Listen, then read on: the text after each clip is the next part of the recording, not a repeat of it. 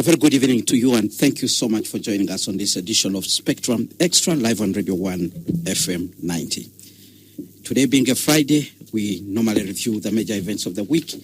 We'll be doing a follow-up of the campaign trail. Our presidential candidates continue to traverse the different parts of this country. The NRM presidential candidates spent time in the eastern part of this country, Bukedi, Teso, and Bugisu regions. And today he was in Tororo, where he continued to campaign. And the number of issues came out during his campaign trail there. Because he was in Bukedi, there was this issue of landslides. He talked about the need to actually relocate people. And he says after the elections, he will be sitting with all, regions that have challenges of landslides to devise a permanent way of dealing with that particular challenge. And one of the things he is proposing is to relocate people into urban areas so that the hilly areas where they are can be reserved for other activities like farming, so that to stop the death of people. Remember, it just came following those landslides that occurred there where a number of people lost their lives and property. In Teso, he talked about the issue of cattle compensation. In Bugisu, he has been talking about the issue of wealth creation. The overall message from the NRM is, protecting the gains that have been made, but also promoting household income in the different parts of this country. The NUP presidential candidate has spent this week in Western Uganda, where he continued to take his message of unity, or his overall message in this campaign is to unite Ugandans. That's what he says he intends to do, and he believes that's the only way that they can change the destiny of this country. There were a number of issues to do with security, including arresting his people, but the police has insisted that they are only going after the lawbreakers, and they are not targeting or trying to frustrate his campaign. He thinks that he's being targeted with a squad of policemen and military personnel trailing him across the country. We know some of these supporters were arrested and taken to Mbarara last week, where this week arraigned in several courts in different parts of the country, with the security explaining that they have taken them to places where they committed several offenses. We will be looking at that in detail. Well, the debate about the UPDF involvement in elections came back this week after Deputy Spokesperson Colonel Henry Obo told the press conference at the media center that the army does not think that it's a good idea for people to stay at polling stations after they have cast their ballot. Well, the opposition has been telling people stay at polling stations to avoid what they call ballot stuffing and planned rigging. But the army says you will be required to leave the polling station and only maybe come back at the point when the results are actually being announced. But the opposition has not taken this lightly, and they're saying the army should have no role in the election process and they should not be making these kind of statements, although we know the police has said in the recent past that they will be calling upon the army to actually support them in policing the election process. Also, we'll be looking at the mysterious case of the two Kenyans. We know there were two Kenyans who had gone missing in our country. 39 days passed before they actually surfaced, handed back to the Kenyan government. President Yoweri Museveni came out and explained that they were experts in rails who had been working with the NUP party. Now, this development has caused debate across East Africa, with these two Kenyans actually claiming that they were detained on the orders of the CDF and they had suffered torture at the hand of SFC soldiers in Entebbe. We'll be looking at this issue in detail to understand what this means for the reputation of our country. Are we not right to deal with such issues when they emerge, although they are involving citizens of another country? How can we address this kind of situation going forward? I have a panel of four. Let me introduce them. Imam Idd Kazosi, lecturer, Islamic University in Uganda. He comes from the Justice Forum Party. He's also a farmer. Good evening, Imam. It's a pleasure having you on Spectrum Xtra this evening. Good evening, Spectrum.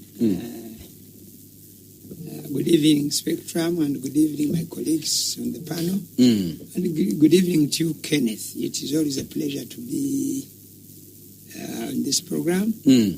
Allow me just to extend my condolences and sympathy to the family of the late Idd Kazosi for the demise of one of their mothers, Hajati Azida, who was part of my congregation in Munyonyo. Today we offer the Salat al-Janaiza for her at Chibuli and to be buried tomorrow.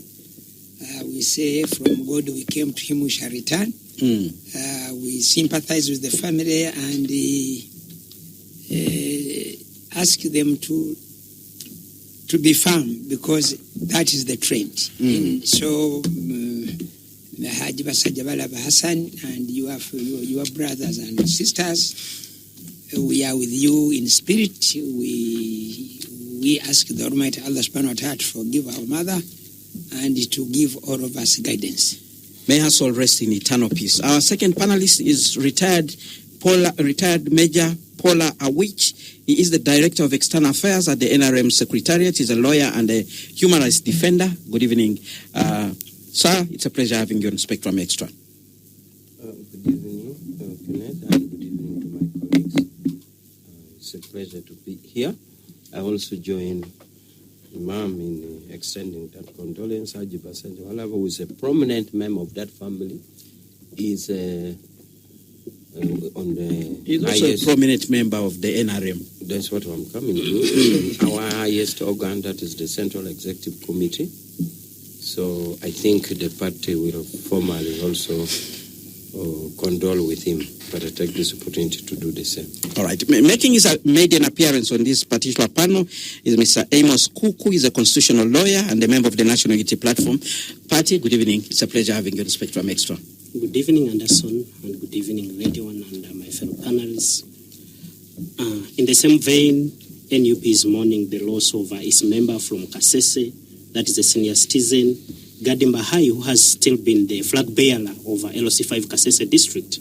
We send deep condolences to the family and the Rwenzururu Kingdom. It's a pleasure to be here.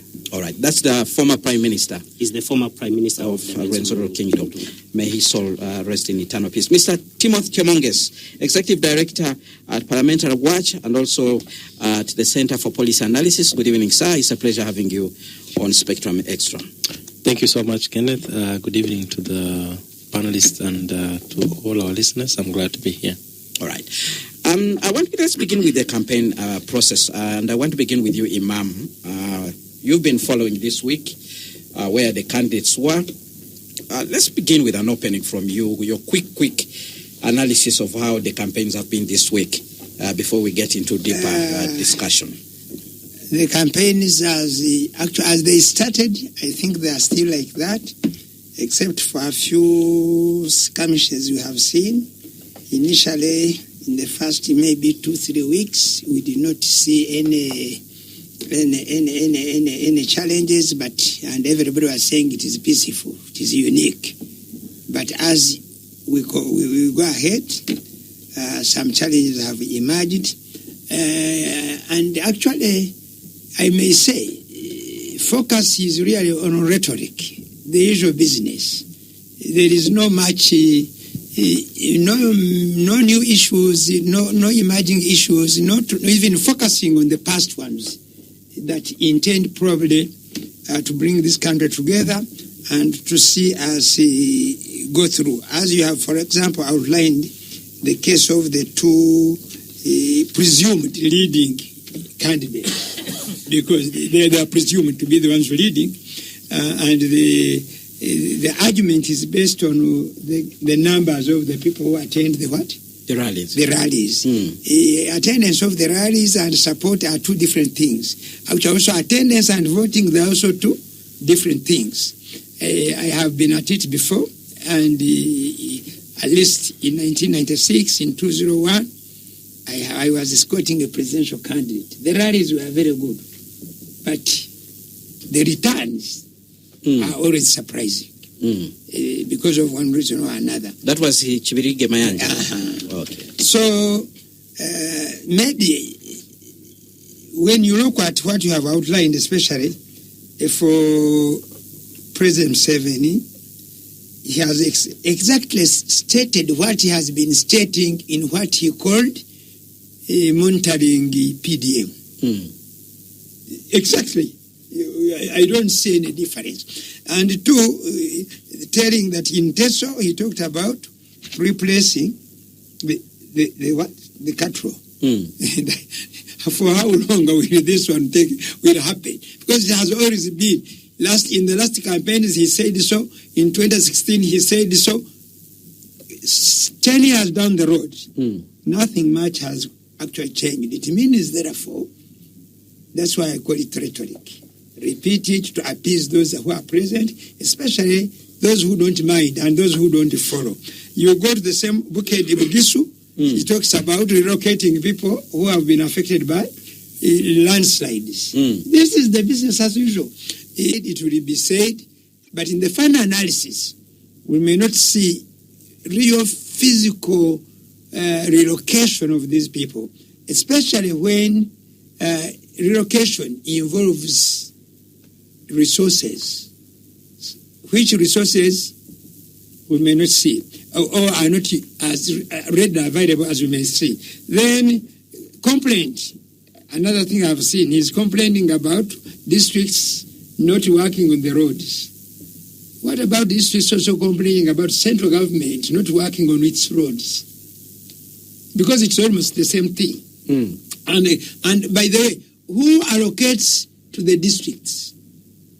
You see, the allocation is supposed to be, what have we seen? Every year, whenever they are going to read the budget, you will see some machines moving, tractors moving, which have been idle in some place. And immediately after the budget, maybe 1 month or so, it goes down again. And then the claim will be, the problem why these roads are not, it's not because the contractors are not willing to work. All that are there. No. We don't have the resources to fund them to complete. You come from where you come from, but where I come from, I've said I'm a farmer, and I farm in the other side of Nachifuma. So I cross this Rajali. Rajali connects Ruwero to Mukono. You remember about 8 years ago, that bridge was swept. Then work started. Since then, this actually, the promise was that road was going to be tarmacked. But I passed 2 days ago, and I think tarmac is what? And this time, even the contractor has removed all his tools where he used to put them. And they have also put these side road metallic guards, implying therefore that tarmac will not be coming soon. So the problem is not for the districts. The problem is the whole structure of government he presides over as the president. Then the issue of NUP. Numbers, yes, both artificial and actual, because both of them are there. For those people who take time to understand technology, you will see that it is there. But the interesting thing is that the masses, people are wondering about the masses in Western Uganda. People thought probably they were not there. No, the masses to attend rallies are there. Their problem is, have they adjusted their minds when it comes to voting? 2, what should they vote for? Unity they are talking about, fundamental change, or critical transformation? You have seen the president is talking about the money economy. This one has been there for a very long time. The farmers like me, especially those who don't have my means or my capacity, they go, cultivate, have high yields, but the income they get, disappoints them, and finally others begin to pour out. We want to see that one addressed. So what we are seeing, it will two things. Because many people, especially when they talk, people, when we talk about Western Uganda, we want to assume that it is one thing. One block. One block. No. Do they vote as a block? No. Issues in Bunyoro are different from issues in Toro, from issues in Rwenzururu, from issues in Kigezi. Even when you go to Ankole, which is thought to be the cradle, you will find there at least 3 subgroups also having issues with them. Okay? Others complaining, we are not in the thing, but people are assuming we are there. And probably that's why they are demonstrating this, that in case of any change, they are not victimized. Because for them, they have ever seen victimization. In 1979, when Idi Amin was overthrown, a section of people, Muslims to say, in those areas, especially in the Shema area, were slaughtered like goats. They were targeted. They are slaughtered like goats. 2, when President Museveni was in the bush, and there was a claim that he's being supported by people from across the border. So, Ugandans of the Rwandese origin suffered the consequences. They suffered the consequences. They were chased, others victimized. And therefore, because they saw, I think they now want to work towards ensuring that they don't suffer such consequences again, because they are just neighbors, they are relatives, they are intermarriages in these societies. Okay? Or you can even see, look at, for example, Acholi sub-region today. They are almost all hooting for NRM. But in the previous elections, they were not. The reason could be very clear. Number 1, they were blessed. They were given a speaker. Unfortunately, he passed on. They got a Minister of Justice. They got the Secretary General of NRM party. And they have a Chief Justice. So the Speaker of Parliament, who passed on. So they have a Chief Justice. Probably for them, they could be right if for them they are consolidating the gains. What they have lost, they have now gained. How do we keep it? Probably by the support that we seem to have seen there. But so, also, President Museveni comes from Western Uganda. Yes. And the vast number of ministers also come from there. They should also be consolidating the gains. What explains the crowds that we're seeing? And a number of them come from there. Have you ever taken time to analyze them? And how they are related to the 3 subgroups I'm talking about that exist in Ankole sub-region? Do you know the sentiments of the people because of denying them to have the Omugabe? You see, have you ever taken time to understand that? One time, actually, since you have opportunity here, invite professors, all those PhD holders, highly placed people in Western Uganda. Invite them here, and they can discuss for you. They will dissect for you the whole scenario. It's from Ankole and Western Uganda. Because the dynamics in Toro, in Bunyoro, in Kigezi, they are quite different from the dynamics probably in Ankole. Even in Ankole, as I've told you, I know for sure. I know, I interact with many people from there. They will tell you that we could be victims when actually we are not part of the eating group. So, and because of that, numbers could come to say, we are identifying with people power.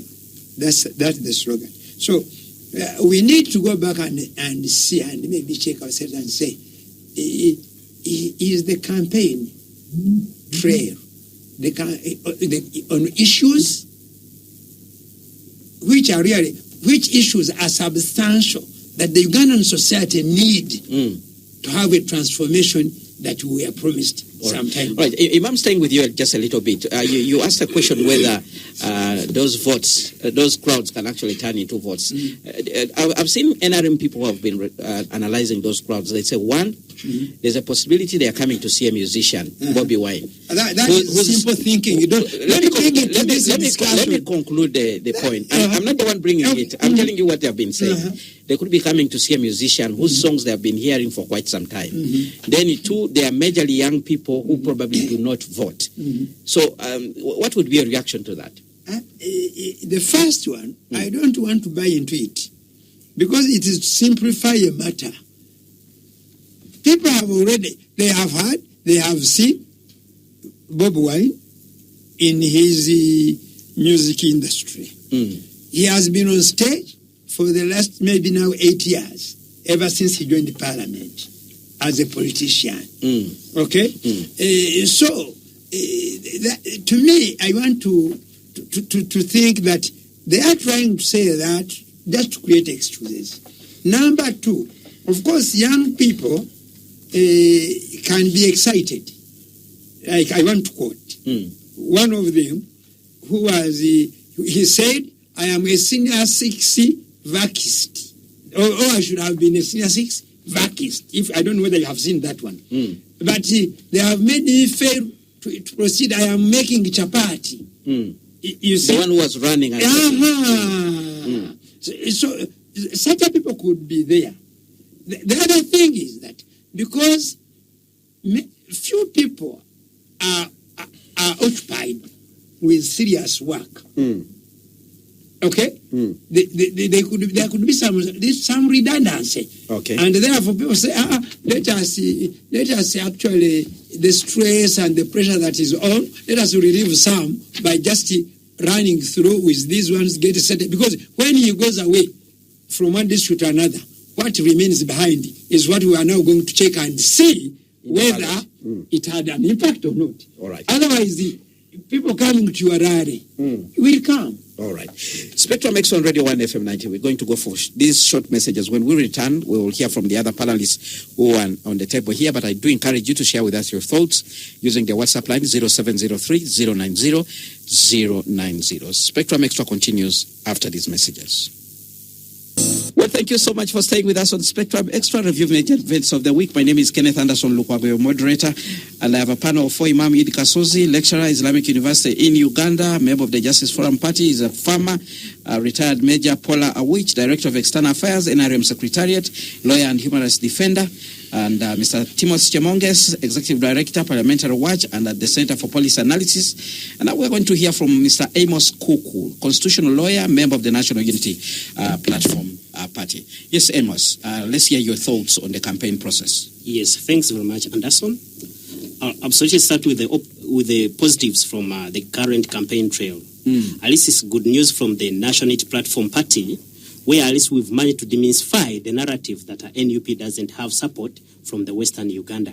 The President, Robert Kyagulanyi Ssentamu, has managed to traverse, amidst all odds, intimidation, backlash from security operatives and the like.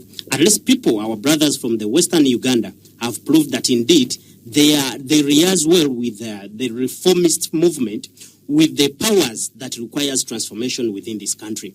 However, that hasn't gone without challenges. We shall remember very well that on the 7th, that was last Friday, our campaign trail was intervened by the security operatives, whereby more than 100 of our colleagues were arrested. Unfortunately, there transpired a lot of human rights abuses. Many of them were bundled up and thrown into Mbarara Central Police prisons. Amidst cells, they remained on handcuffs. We sent their lawyers to ensure that at least they intervene. Nevertheless, the police in Mbarara refused them access to their lawyers or even access to medical attention. What transpired at the beginning of this week was to disintegrate them and send them to different courts. Some of them remained in Mbarara, others in Ilyantonde, others were thrown to Mbende, others were brought here in Kampala, Nakawa, and Kawempe Court, others were taken to Lira Court. Over dismay to this kind of arrests and human rights abuses that have occurred in the recent past, this should concern most of the Ugandans. For example, the offense of aggravated robbery. We are using criminal justice system for political vendettas and political reasons. Most of our colleagues, for example, Jamshid Nirira and the group, were charged of aggravated robbery. This is an offense triable by the High Court. Chances are high that even the Magistrate Court doesn't have powers to grant them bail. We don't know when they shall ever see a judge. When you come here in Kawempe, Olivia Lutaya, who had been into the military conference before the Kavazgruka case, that ruled that court was unconstitutional, was charged again. A lady who has just been in cells for 5 years, only released after the fraudulent plea bargain orchestrated by the Minister for Labour and Justice, that is Balam, to ensure that as they regain the freedom of the day. Today, as we speak, she's back into the coolers. Of recent, the president referred to them as a fridge. So she's back into the fridges and the like. And so many other people are still being tried, and chances are high that, or we don't see any indicators that they would receive justice. That's the information from the NUP campaign trail, that at least we are receiving positives from the Western Uganda all the way to Kabale, Mbarara, Chisoro, and the like. People are receiving the messages of change. Back to our usual NRM, that is President Museveni and his trails in Eastern Uganda, where he has been blockaded and other regions. Of course, it has been the rhetoric, as Imam has said. Transformation, what, we shall mitigate this after this campaign. But there is one element of interest, because democracy is a game of numbers. Actually, we refer to it sometimes as dictatorship of the majority. So the appearance of numbers on this campaign trail shouldn't be taken lightly. No wonder the NRM camp is ferrying students, high school students, to these campaigns. If at all numbers did not count, why would they bring up school-going children? Okay, there will be a narrative that these are people who are 18 years and above. Should a person of 18 years and above miss academic duties under the guise of the campaigns? No wonder always nowadays they record videos on social media that they did not give them food, they only gave them T-shirt, they have made them to suffer. So unless the state should look into that, should a person who is a school-going person forego the academic duties and go to attend to rallies? Does it make any sense to a government that has been in power for over 40 years? That's one. About the landslides that occurred, it's actually inconceivable that the president would seek or promise people that they will relocate them. It's a question of relocating the rural poor into the urban poor. The state has failed to manage urban populations. The recent development is the flooding here in along the Nachivuo channel. The state has failed to provide employment to the urban population. The state has failed to provide basic needs, education, transport facilities, health facilities. But the president of the nation goes and promises people that I'm going to relocate you to the urban areas. It's a question of relocating the rural poor to the urban poor without creating any kind of fundamental changes. That's why the current campaign trail of nationality platform, the protest vote, is a question of transformation for people to take charge over their state, over the affairs of their nation. Right, Kuuku, you've made a passionate submission, but I want to take you a little bit back. Like you said, it is a game of numbers. What gives you comfort that the numbers you're seeing in Western Uganda mean votes for you? Yes, Anderson. When you check the current trends in Western Uganda, right out from here in Buziwera, when they threatened the National Unity Platform campaign trail, they were operating under a misguise, a narrative, the propaganda orchestrated by the current regime, Siasa. We used to call it Siasa since 1986 up to the present day, that these are the people who leave Kampala and form crowds in the upcountry areas. Unfortunately, such odds have been defied, that even when they try to curtail this campaign trail, people are still turning up. They have been intimidated. Of recent, we saw people in Chiruhura and Kazo holding sticks to intimidate others from coming to attend these rallies.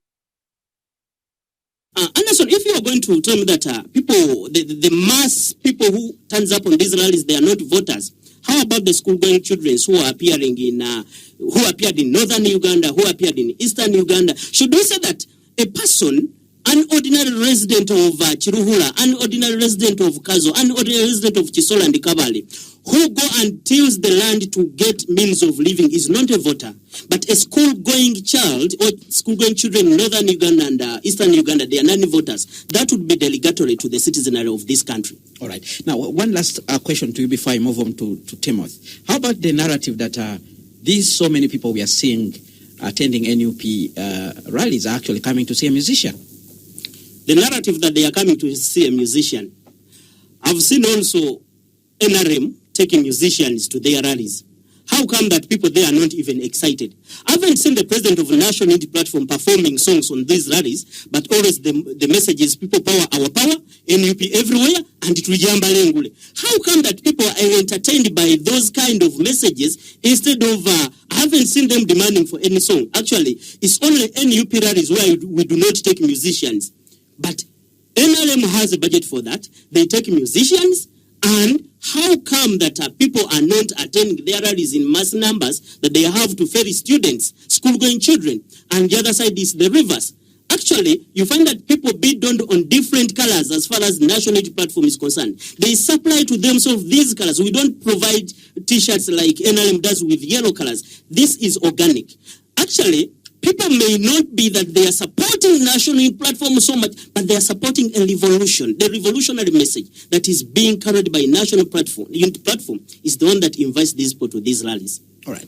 We've heard from you. We'll hear how retired Major Awich will respond to you. But let's go to Chemonges. Chemonges, you have also followed these rallies. One of the rallies, I think, was actually held in your village in Kwen. Is it Kwen? That's your district? No, that's Kapchorwa. That's Kapchorwa, Buko. Yeah. There were a couple of rallies held in that particular area where your relatives, some of your relatives were actually hit by the landslide. President Yoweri Museveni was there to speak to them. Yeah, let's hear your take about the campaign. So thank you so much. So, while Amos was submitting very passionately, he at some point referred to remarks by the president saying that, those that were in the fridges to presuppose that they were in prisons. I think that my interpretation of that, first of all, is that the two individuals who were arrested in Communicado, really, they were not presented or they were not in designated places of being detained.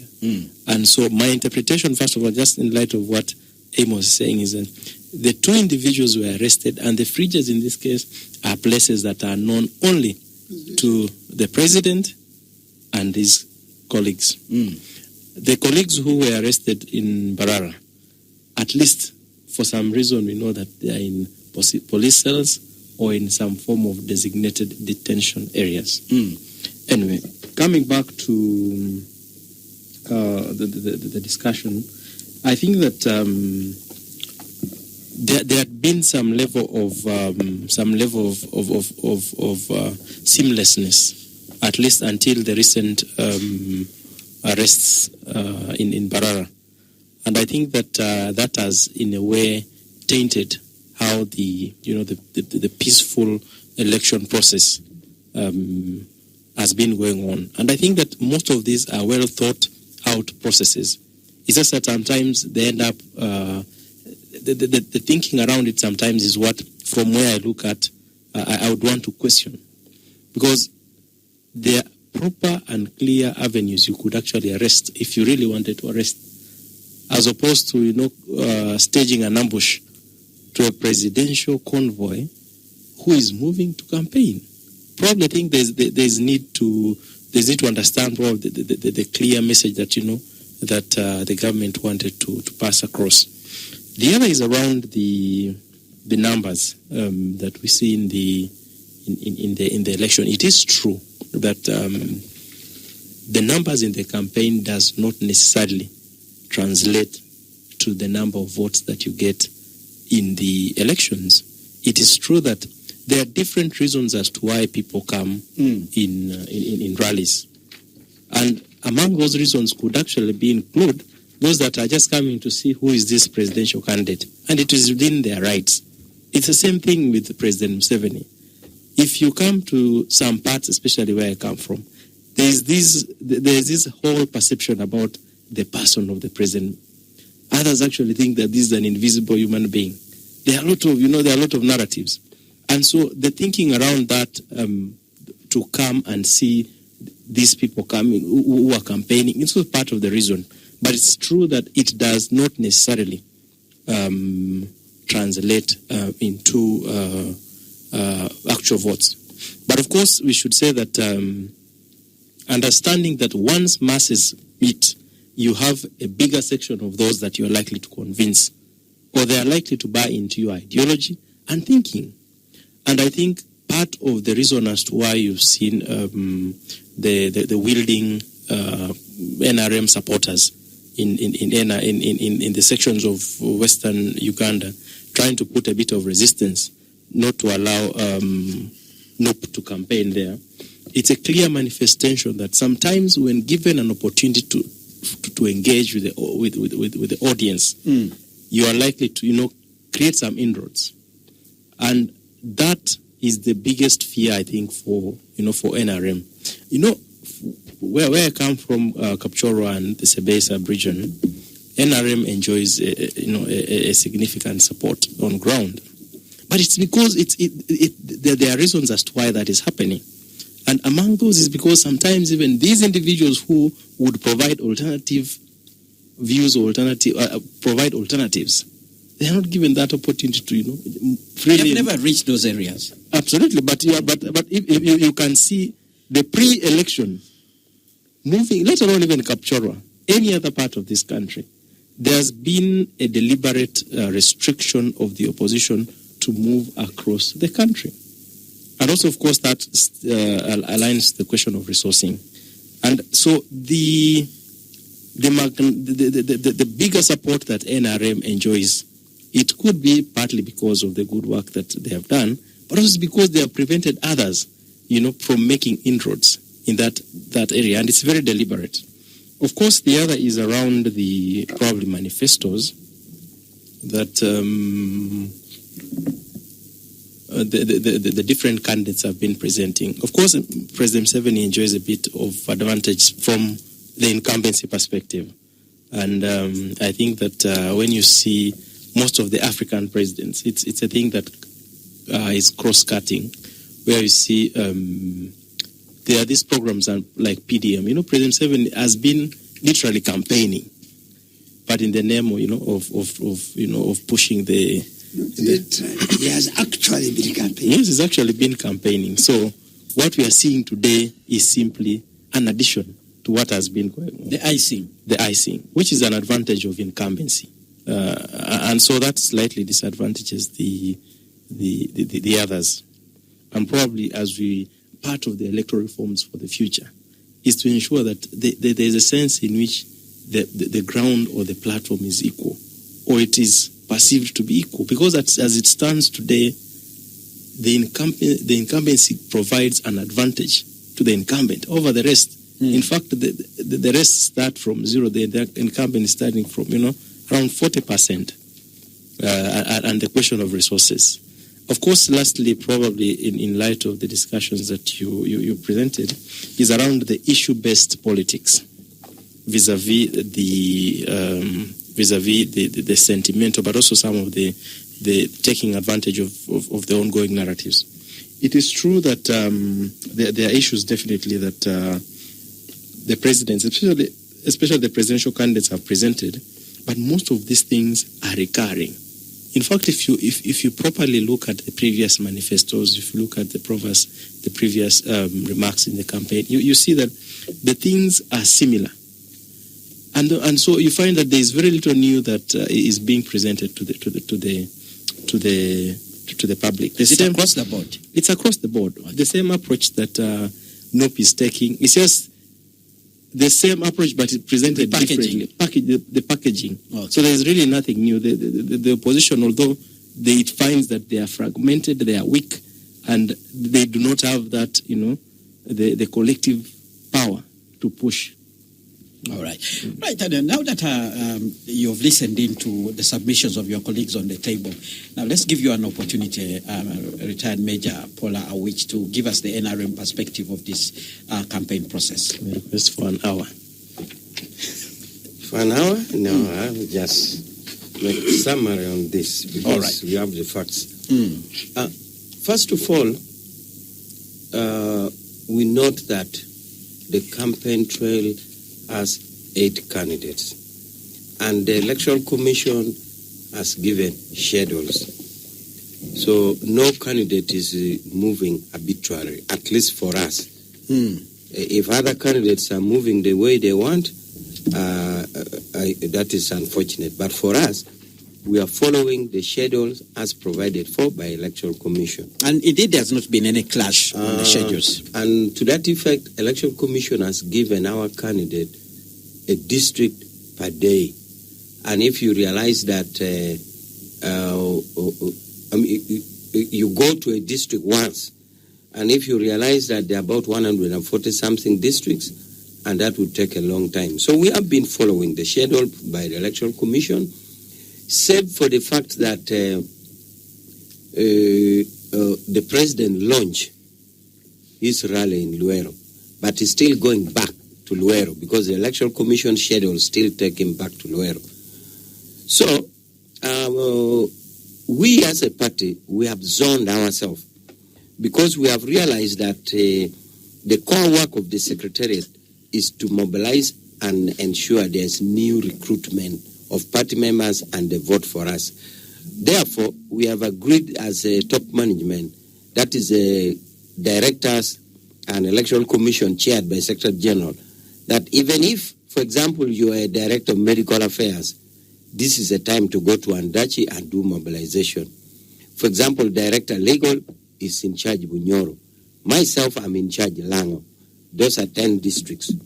And it started with me because after I launched in Luero, the president had to cross Lake Kyoga to start with Molata, the first district of campaign. And I can use this to illustrate to you what we do. As a team leader for Lango, I go a day before.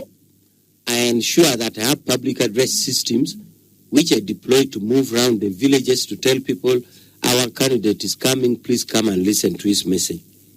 I also go on the radio station. Again, thanks to NRM policies, nearly every district has a radio station. I go to the radio station, which we pay, and then we tell the people that the candidate is coming. Sometimes I nearly sleep in a radio station. Apart from that, I leave it to God the following day, people to trickle in. It is true we give T-shirts because we thought that is a branding. We want to brand, including kofia and even something to wave. So we do it because we thought that is our branding, and any party is free to do it. If others think they have the support to get it without, thanks God, good for them. Therefore, for us, we wait now. After, I forgot, pinning posters. I pin posters. I send public address system. I go on the radio, and I leave it to God for people to come. Of course, there has been a distortion that you give 10,000 per people. That is crazy. I mean, per person. That's crazy. All those stand up, where would you get the 10,000 per person? That is what we do. And I did it throughout until Yam, which was my last rally in Lalo. I called it an exit rally.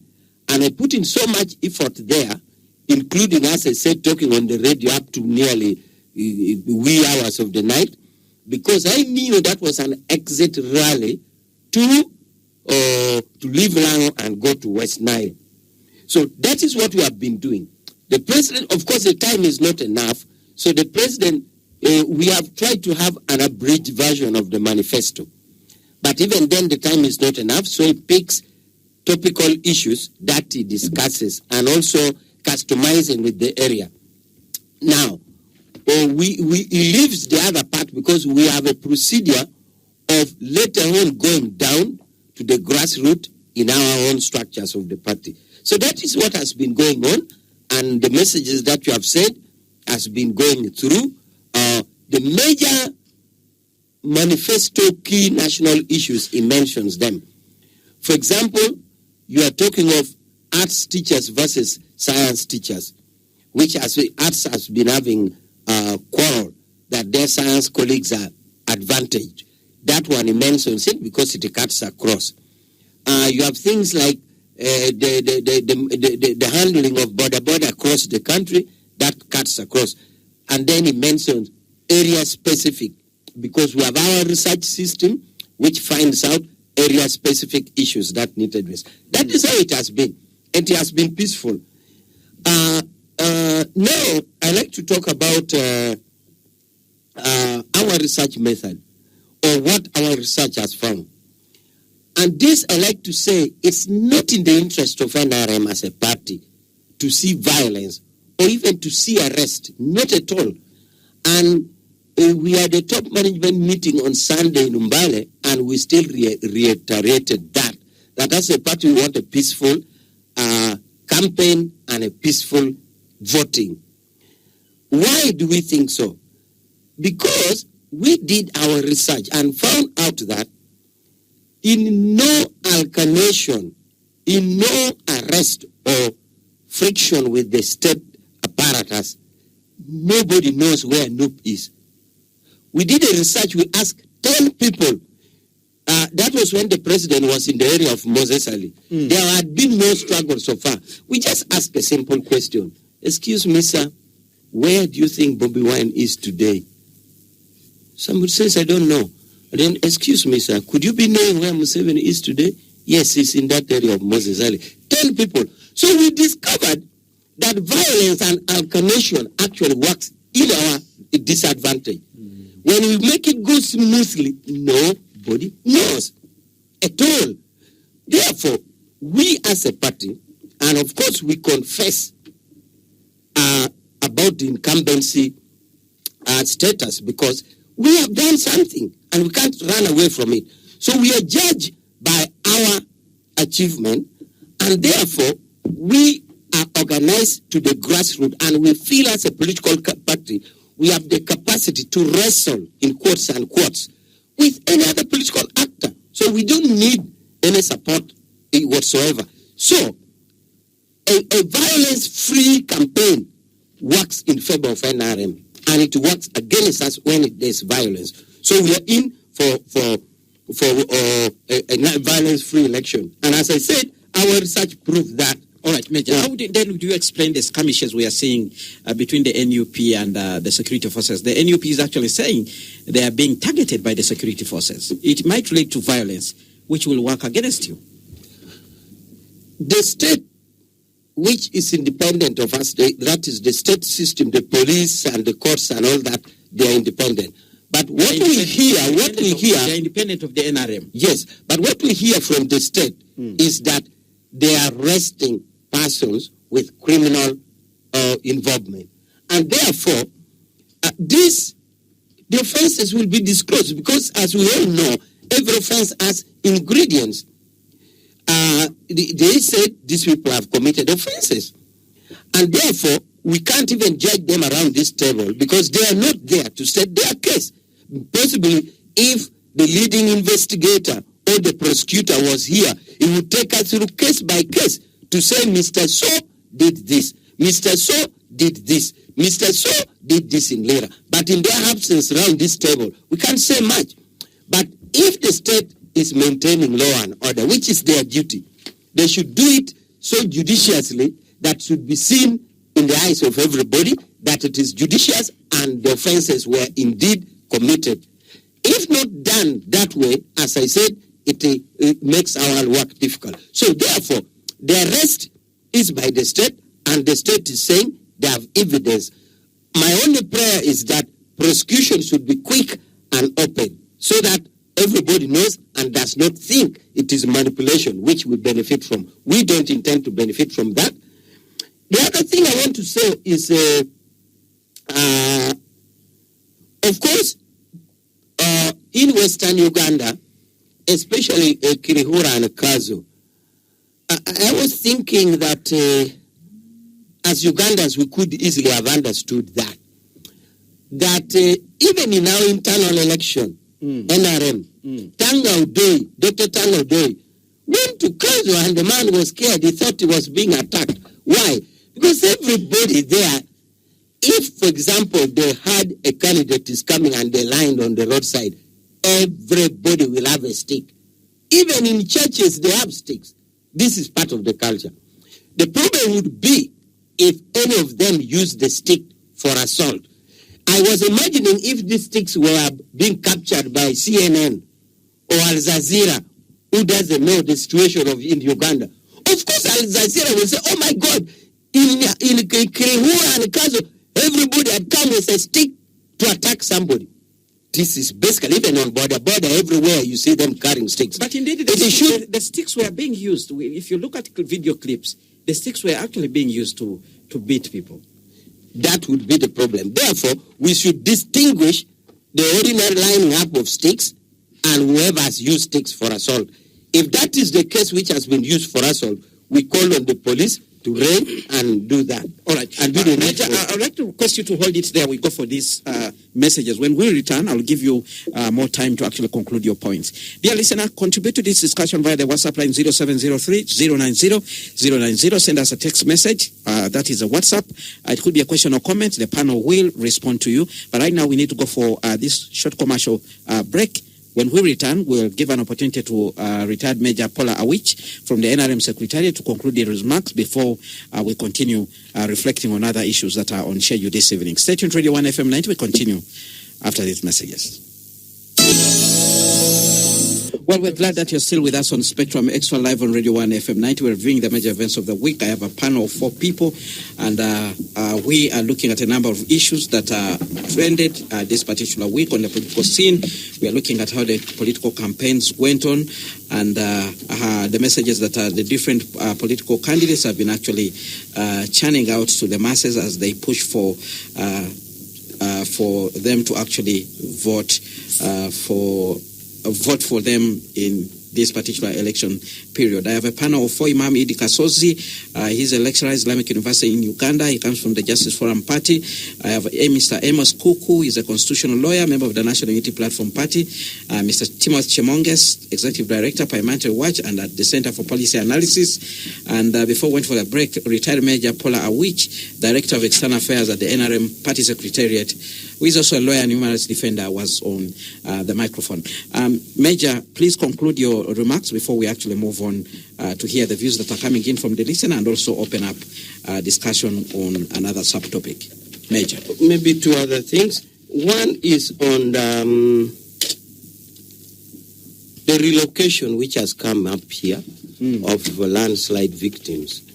As we all know, this is an act of nature, but as a state or as a government, we should have prepared system for such eventualities resulting from an act of nature. And I think the government of Uganda has tried by having fully-fledged ministry of disaster preparedness, which is underfunded. And I think it's not the first time that government has handled this. There was a time people were relocated to Kiriandongo, and I think up to today they have settled in Kiriandongo, those who were really constantly suffering from landslide. So, as a candidate, definitely President Museveni, and also the one still holding office, because the Constitution of Uganda does not provide for a vacuum during campaign. So, there's no vacuum in the presidency. Our country cannot remain a vacuum without a head of state. So, he's making this comment, first basing on the experience that government has done before. People from the landslide had been relocated to Kiriandongo. To date, they are comfortable living there. And therefore, a suggestion from a president in issue specific is welcoming. And I think he has the moral capacity to do it, and money can be sourced. So if the thinking now is that they should be put in urban areas, then that must be a well thought out, because we all know, including refugees, ideally we should have been having our refugees way outside the city, but we have had urban refugees and they're comfortable here in town. So therefore, I don't see anything strange by having landslide victims settle in urban setting if a policy is well done. The other thing that has come, I want to comment about is our strength. Honestly, nobody should underestimate our strength. We have tried to package achievements because we have been given the mandate before. These 5 years we are running on a mandate of the people of Uganda. And therefore it is just right and fitting that we show what we have done with this mandate. Even if, for example, we had a situation where another candidate was standing, not Museveni, but on NRM, still would display that achievement of the party, because that achievement emanates from the manifesto the party marketed and implemented. Therefore, we have compiled, for example, a single compilation of roads, we have compiled roads and put it in a social media. You find from Sudan to Tanzania, you can drive on tarmac. From Congo to Kenya, you can drive on tarmac. Everywhere, we have tried it. A few urban areas, roads have been an issue, but it's also being silenced. So our strength is based on the achievement and the performance and the structures that we have, which makes people capable of explaining what we have done. Last is on the issue of the children that are always going for rallies.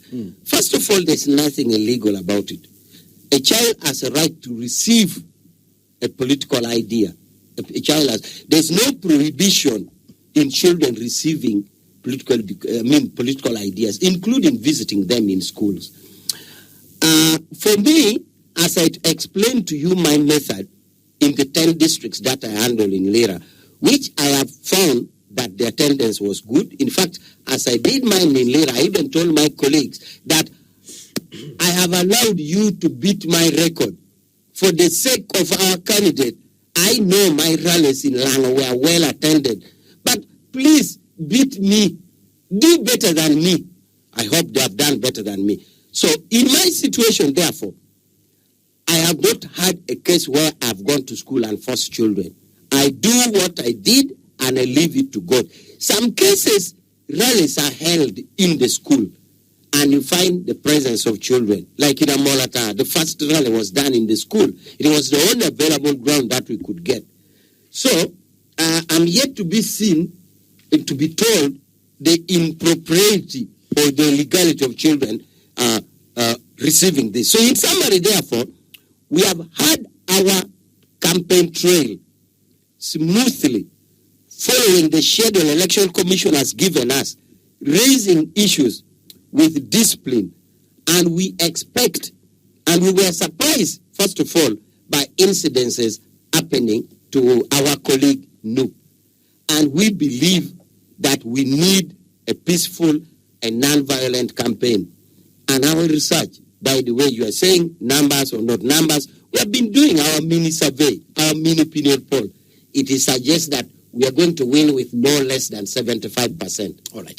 I know you've been speaking to your colleagues in Western Uganda. Let's look at it as a special case because of the inroads that NUP is said to be doing there because of the huge population that they are collecting in their rallies. What's their feeling about that particular situation where NUP is commanding a number of people in Western Uganda?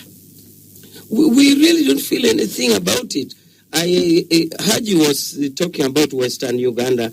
I know Western Uganda very well myself. Maybe I know it as good as Haji knows because I was in Kadogo School in Umbara Barracks. I went to Ntare School. I live with them even today with my old boys. I know the dynamics of Ankole and also the dynamics of Western Uganda. But for us as a party, we just watch and see attendance is there. People have turned up. It doesn't bother us at all. What bothers us is how are we going to explain our version of the story? We take democracy at its concrete basis. So it doesn't bother us to undo what they're doing, the conspiracy theory about this and what they're feeling. No, it's their right to go and listen. And they have listened. Wait, we shall also go there. They'll listen to us. All right. What will determine is the voting. But we are sure, like with our research, the mini opinion poll we have done, and our performance out of incumbency, that we are not worried. So we are not really digging into what happens to the attendance of Noop. Let people listen to Noop or any other candidate for that case. We shall also go there. All right. Imam, let me come back to you very quickly, but I want us to move on, unless you have something to say about your initial thoughts and maybe the comments that have come around the table. I would really wish that we move on to another topic. Okay, I don't know. maybe before that. Okay. Sometimes I get interested when somebody says that from Guru to Tanzania. Total it is tarmac. You see, it is like saying that, you see, when you come to my house, as you enter the veranda and the sitting room is tiled. What about the other rooms? That is my concern. My concern about the road is not driving through one main road up the end and it's tarmac. He admitted that there are challenges. My problem is the difficulty I have to transport my pineapples from Buita to Kampala.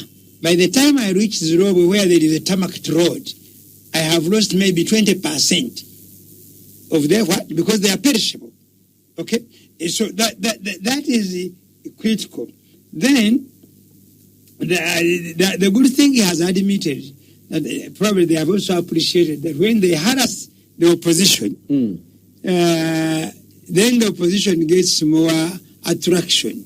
It is like, when the issue of terrorism came and they appended it to Islam, many people in the Western countries dug deep into what is this thing called Islam. And hundreds of them, thousands, crossed over to Islam.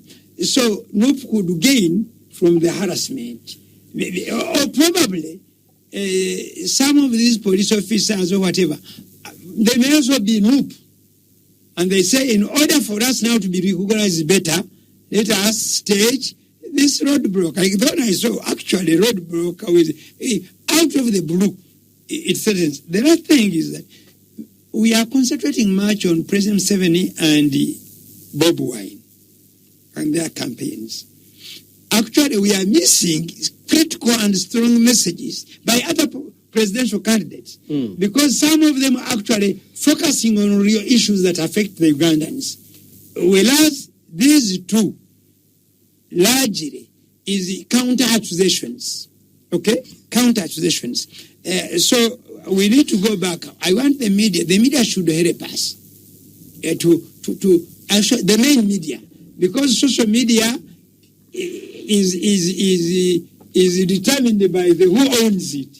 And even the radios he was talking about, he will be surprised. Some candidates are denied opportunity to speak on these radios because the owners of these radios, which are spread around, they are commercial centers, much as they are commercial centers, they have some alignment or bias towards the NRM. And sometimes, actually, even when you want to pay, you can be denied the opportunity. You pay, other people claim that they have paid more, and you are denied, especially if the radio is owned by an overzealous cadre of the NRM.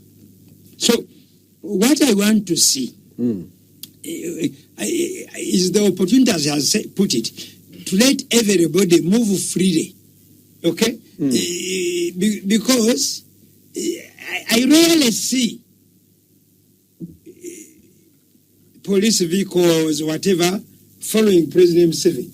Is it because he has his official presidential guard system? I want to see President. I want to see Mr. Museveni, the candidate. I don't want to see President Museveni in campaign. I want to see Mr. Museveni, the candidate in campaign.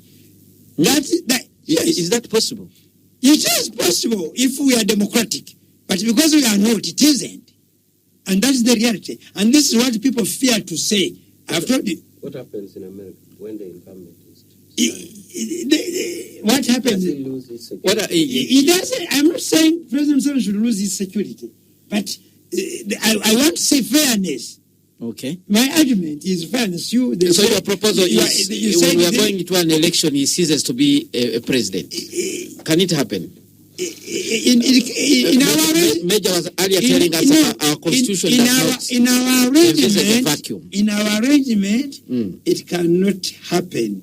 But if President Museveni wants to be a statesman, he should behave like a candidate, much as he's the president. In America, they are, and other countries, they are. Those that remain, they remain presidents, but they show statesmanship by saying that we stopped here, we want to add this one. The problem is, President Museveni has promised a lot. For example, for me, he promised me in 1986. This one was a Kadogo, I don't know where he was. But me in 1986, I was mature enough. I was already a graduate. I was even working for government. by the time he reported here. He promised us a fundamental change. Have I seen it? No. As he was going to the bush, I was also mature enough. The reasons that took him to the bush, he's doing them. Lastly, like Obote, like any other African president, President Museveni fears the people he leads. He deceives them or he lies to them, and consequently, in some form, he cheats us. And because of that, that's why those I told you who are in transit waiting for the next flight become overzealous and they do what is not expected of them. RDCs, what is their role in elections? RDCs, what is their role? Why should they just now camouflage that, I am the district security officer and I'm handling this? That is not, let him handle it to every candidate. President Yoweri Museveni has been going in everywhere in this country, has been addressing rallies, he has met religious leaders, he has met all manner of people. It's really unthinkable for you to say that he fears the people he leads. Addressing and meeting them. Can I give one example why he fears us? Why does he move in that big trail of vehicles? It is fear. It is fear, and this fear is created because of lying and cheating. He has not. Him and his system have not stood to the test of time. What they promised the communities, they have not done, and therefore the only way is to intimidate them. And because we are intimidating the majority of us, then you will hear people say that even if we do this, he has already won. To the contrary, I say no. All right. Let's move on now and look at this issue here to do with the UPDF and the elections very quickly. And I want to begin with you, Amos Kuuku, on this particular one. You might have seen the statement made by the deputy, spokesperson of the UPDF about the involvement of the army in the elections, and of course, explaining to you, in fact, your political party has been leading in this particular issue, telling people, when you vote, don't leave the polling station. When you vote, don't leave the polling station. Now, the army is telling you that once you vote, leave the polling station, and you can come back maybe at the time they're announcing the results. I'll start by into Imam's observations that the president is scared of the very people that he leads. The statements that were made by the UPDF fraternity, in particular Colonel Henry Obo, that he warned the citizens over the consequences, how military would behave during an election. I wish to remind them that under Article 1 of the Constitution, power belongs to the people. UPDF is established under Article 208 of the Constitution, and 209 specifies their functions. The very first function of the UPDF, to read verbatim, is to preserve and defend the sovereign unity and the territorial integrity of Uganda. 2, to cooperate with the civilian authority in emergency situations in cases of natural disaster. 3, to foster harmony and understanding between the different forces and civilians, and to engage in productive activities for the development of Uganda. Amongst those functions that are stipulated within our grand norm, that is the Constitution, there is nowhere that it says that the UPDF, Uganda People Defense Forces, shall participate in an election whatsoever. Actually, the law bars them from engaging into partisan politics. On whose behalf were they addressing the Ugandans? On whose behalf were they threatening the Ugandans? Is some kind of impunity and also some kind of showing that this kind of election is not free and fair. So it's incumbent upon Ugandans to demystify kind of gun law that we are having in Uganda, to defy that kind of impunity, to ensure that if Ugandans indeed are willing to convene, cast their vote, and let alone wait for it to be counted, why should the military, instead of guarding the territorial integrity of this country, threaten them and intimidate them to leave the voting scene, such that maybe they allow voter bribery, such that the masses are intimidated, such that they do not exercise their powers, which are a command of the Constitution of the Republic of Uganda. Let's imagine a situation where we have so many people in a certain polling station. So you envisage a situation where they cast their ballots and stay there from the time they cast their ballot. Somebody might have voted at 9 a.m. You want that person to stay there up to 4 p.m. when the ballot will be counted. Imagine that situation.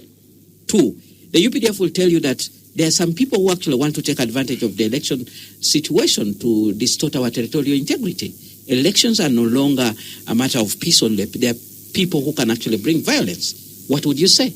People who want to distort security in Uganda, it's a question of police. Let them give information to police and those people be arrested and be prosecuted.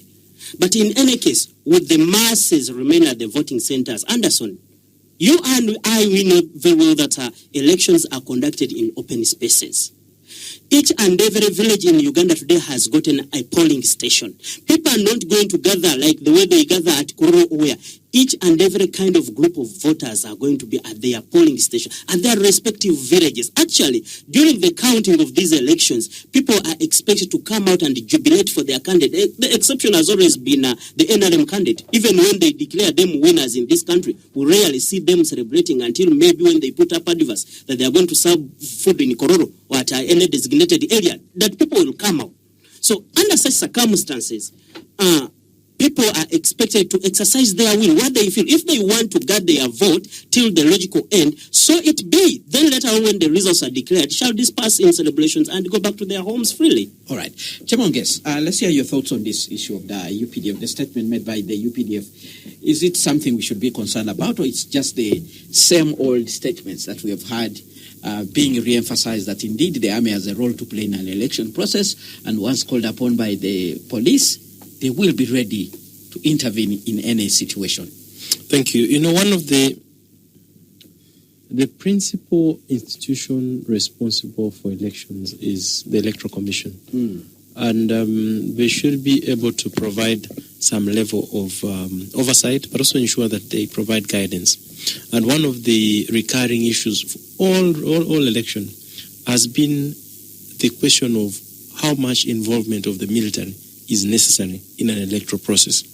Because at the end of the day, you need to balance the peace and order at the country level, but also more importantly, to ensure that their participation of the military and the police does not jeopardize the free and fair participation of the citizen.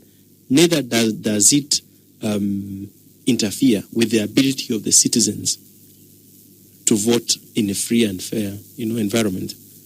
What we've seen in the past is that the government has the government has very deliberately used the military to be on its side, and today we seem not to have an impartial military. It is very clear. We've seen some of the leadership, some of the members of the military coming out to make comments, to make remarks in favor of one side of NRM.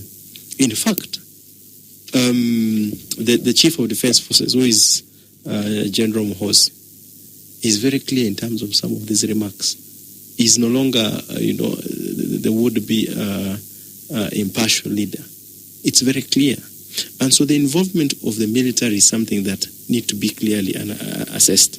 That today, while we have the principal institution, the Electoral Commission, they should be allowed to exercise that level of institutional capacity. And, when you have the military involved in this process, sometimes it is used as a form of intimidation to the electorate, and for which undermines the overall perspective of ensuring that citizens freely and fair exercise their mandate. All right. Imam, let's hear your thoughts on this issue of the military very quickly before we hear from retired Major Pollar. Anyway, I don't know what had happened to Colonel Henry Ebo, who now says he's talking about polling stations, which we are anticipating 2 months today, and he's speaking today. What is the purpose? Again, I think the purpose is intimidation. Is it his role? Obviously, no. But some of these activities are done deliberately to instill fear in our communities and our people. And since people are seeing others being arrested in advance, then and when they and now a military man speaks, you see, people will begin to fear. But I'm calling upon Ugandans, whoever is involved, that let us not give the opportunity to somebody who wants to distort and get an opportunity to maybe to confuse the electoral process. Let us not give them an opportunity. All right. Let us be conscious. Let us know that a lion remains a lion. Even if you have a gun with you or a spear, you have trained very, very consciously. Otherwise, it may turn on you before you aim. And the consequence, you may not afford. Therefore, history has shown us that the military, security officers, there are those who don't see, those who are dressed like me. They are in suits and in ties, and eventually they are doing this work. You don't see them. They are trying to see what the whispers are, so that they can prepare themselves to ensure that they disorganize you in order for what they wish to take the day. So if we conduct ourselves peacefully, we organize ourselves peacefully, we listen to our leaders, and then the leaders remain the leaders, not the led, because I have seen several opposition units. The led, the forwards are your leaders, and they are causing confusion. Please manage them so that we move like the Baganda say. The Baganda have a saying that that you cannot kill a fox. You don't kill it before you have made it really so exhausted that it becomes helpless and you can manage it. So we have the opportunity to disenable all the tricks that would confuse elections, and then we can use that opportunity to come and vote in mass. And if we voted in mass against President Museveni, he will concede. He's a human being like us. All right. Spectrum Xtra on Radio 1 FM 90. We're going to go for a break. When we return, we'll give an opportunity to retired Major Pollar Awich to submit on this particular issue of the army in politics. But before actually we go for the messages, there is some important message that comes in from the Electoral Commission. The Electoral Commission informs you that the campaign period for the 2025-2026 general elections is as follows. 1. Campaigns for presidential candidates, they are ongoing until the 13th of January. 2. Campaigns for parliamentary candidates, they are ongoing until the 13th of January. 3. Campaigns for district local government councils, district and city chairpersons, Lord Mayor, mayors and councillors, they are ongoing until the 20th of January. Number 4, sub-county, town, municipal, division, chairpersons and councillors, those campaigns will go on until the 2nd of February 2026. All campaigns will run from 7 a.m. to 6 p.m. and you are encouraged to 1. Attend campaign rallies in order to make informed choices. 2. Adhere to the harmonized campaign programs. 3. Conduct campaigns in a peaceful manner. Let's now go for this short break. When we return, we'll continue looking at the involvement of the UPDF in the elections and the statements that have been made with the perspective of retired Major Pollar Awich. Well, we're glad that you're still with us on Spectrum Xtra live on Radio 1 FM 90, reviewing major events of the week. At this particular point, we are looking at the statement made by the deputy spokesperson of the UPDF, Colonel Henry Obo, who is advising members of the public to stay away from polling stations on election day, contrary to what the mainly opposition people are telling the voters to stay and guard the vote. In studio today, Imam Idd Kazosi is a lecturer at Islamic University in Uganda. He comes from the Justice Forum Party. We have Mr. Amos Kuuku, a constitutional lawyer who comes comes from the National Unity Platform Party, Mr. Timothy Chemonges, Executive Director at Pollar Awich, and also the Center for Policy Analysis. And now I'm going to give an opportunity to retired Major Pollar Awich, Director of External Affairs at the NRM Secretariat, to provide his submission on this issue of the army. Major Awich. The issue is clear about the emanating from what Colonel Obo said. But just in passing, I want to make a comment about whether or not President Museveni fears the people. No, President Museveni doesn't fear the people. On the contrary, he loves the people. And actually, when he denies us opportunity, even passing the road when he's passing by. He loves the people, and those of us who have been in the theater of campaign, whichever target group that you arrange for him to meet, as long as we schedule it well, he has been able to meet them. And President Museveni's love for the people is demonstrated, as you know, in the protracted struggle during the Luero War. The war was a pro-people war, and you cannot do that if you don't love the people. So Museveni doesn't fear the people, he loves the people. Now, on the issue of UPDF and Colonel Obo, first of all, I was thinking, I wish I'd had the question. What was he asked? What was the context for him to have said this? Because sometimes we pick a question and quote it out of context. But nevertheless, now that I don't even have how the question was put and how contextual it was, I can say this.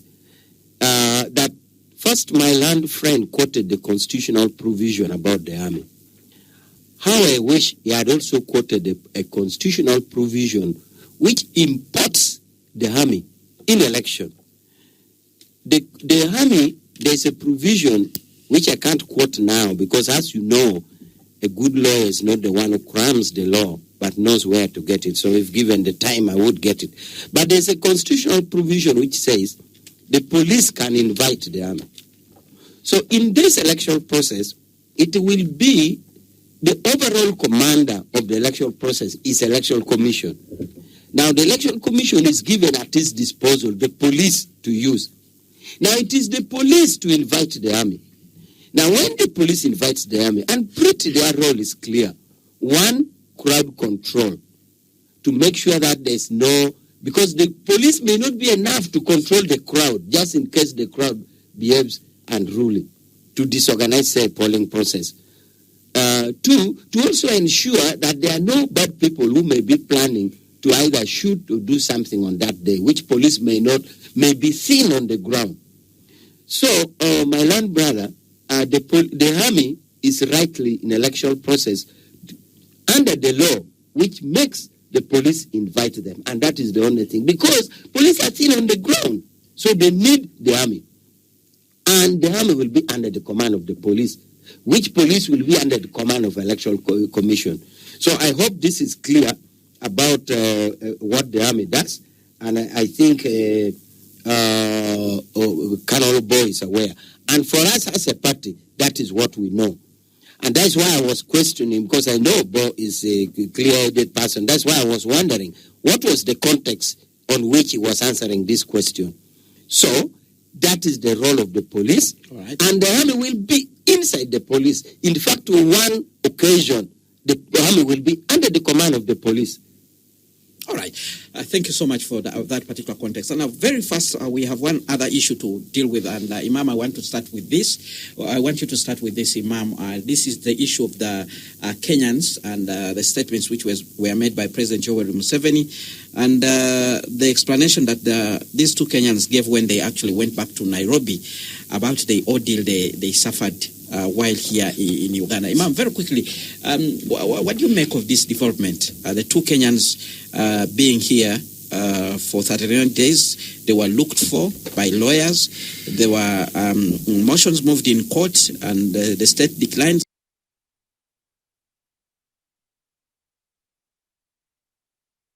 Say, do we really need to federate with these people? Therefore, it's the sign. Two, we have an example, our own, basically. The way he was captured in Kenya, brought to Uganda, it is similar scenarios that happen. Therefore, what we should call upon the East African Federation, if we believe in it, to observe the rule of law and to respect the citizens of this region, irrespective of where they were found. All right. If we are talking about East African cooperation, it should be normal for anybody concerned of uniting East Africa that somebody can come from Uganda, goes to Tanzania, and oversee the electoral process from Kenya to Uganda, from Uganda to Kenya, but it does not happen. Why? Because we have not yet transformed into what we call democracy. We are still in what do we call them? Some are not, they are not yet to that extreme dictatorial regime, but some are already there. There is high-handedness, and lastly, there is a semblance of what we call militarism.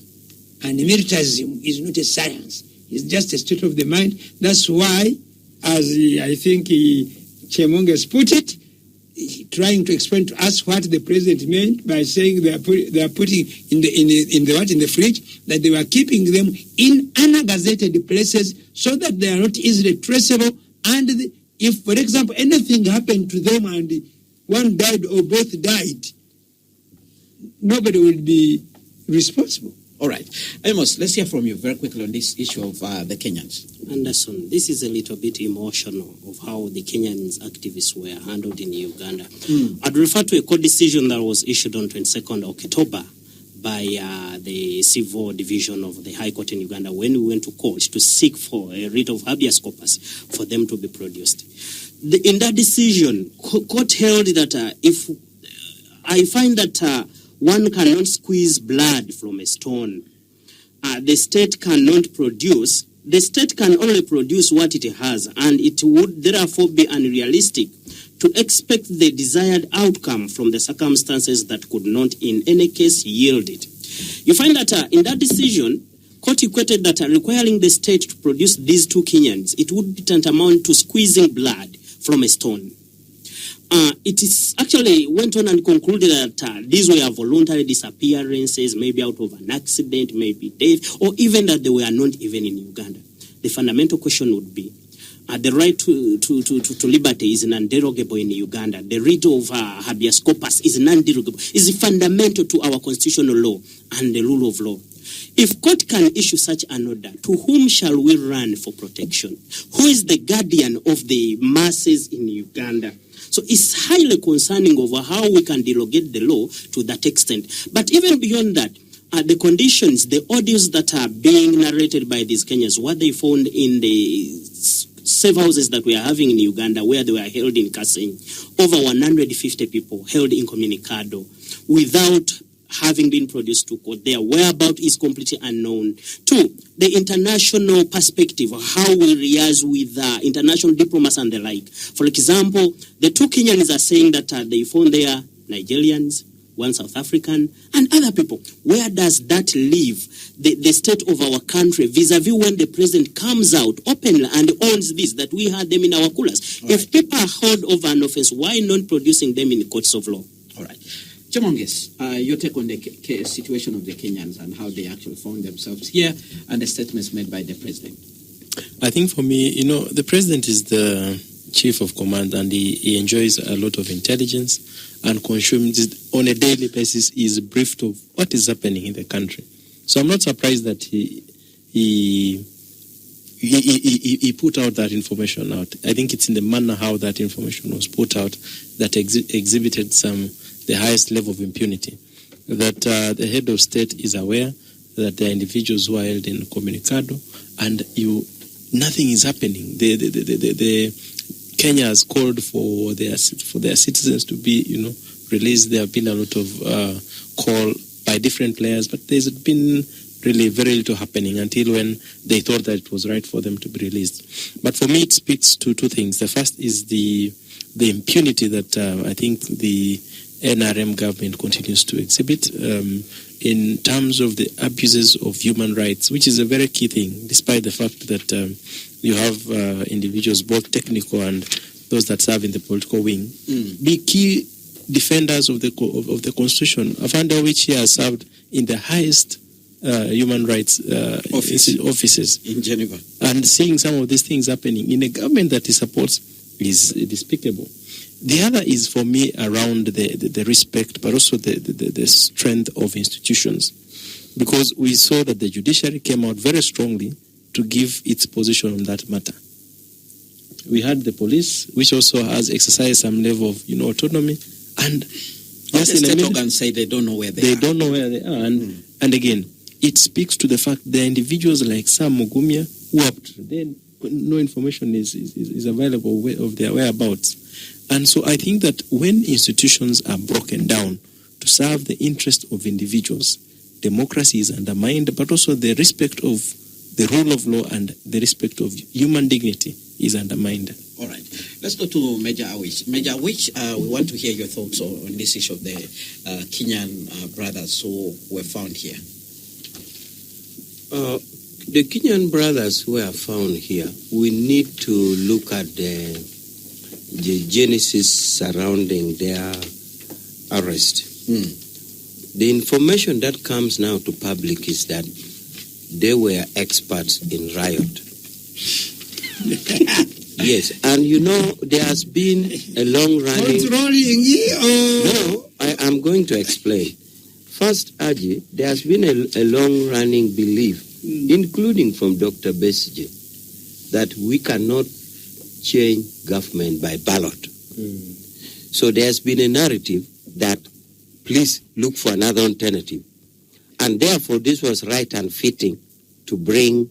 Great songs. Great. Remember, our political actors are saying, somebody will remember here in Uganda, that look for the vote, and protect. You want? Nonye, whatever, and kabanje, kakume, kanonye. Now, this is being interpreted like attempt at insurrection.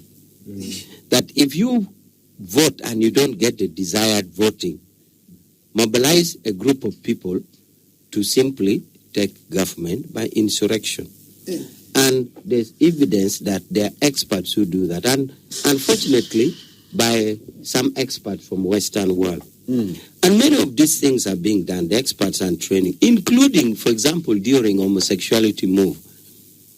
They train some people to say you get an apartment, hire some people who are either police or in police uniform, stage an arrest or stage eviction. Go away from this apartment. You're homosexual. I don't want you here. What? We in a government of Uganda, no police has ever evicted somebody in a flat that is homosexual. So these are things which are worked out.